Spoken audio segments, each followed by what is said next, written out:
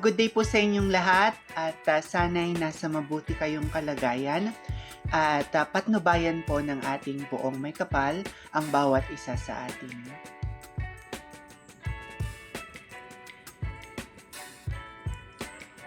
The final edition of Queen Philippines pageant ended last night as they crowned their winners in a glittering coronation night at the Pacific Grand Ballroom of Waterfront Cebu Hotel and Casino. Former Miss International Queen Philippines, Lars Pacheco, who represented Bulacan Province, she was crowned as Queen Philippines Earth 2024.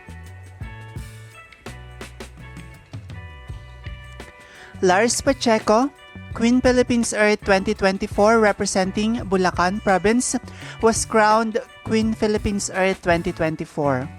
Adding another prestigious title to her impressive pageant career, a former Miss International Queen Philippines, Lars brought her experience and passion to the competition, earning her a well-deserved spot in the Queen Philippines court.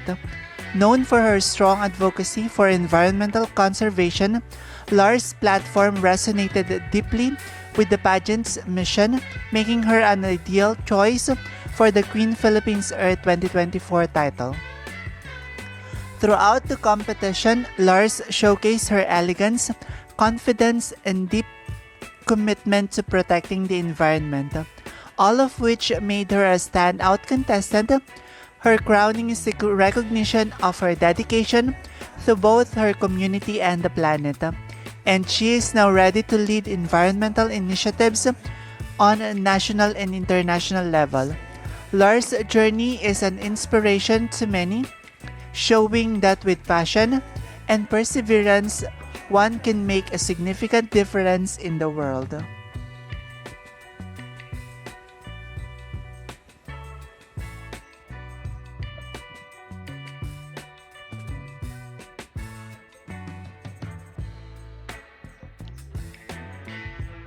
Maraming salamat sa inyong walang sawang suporta.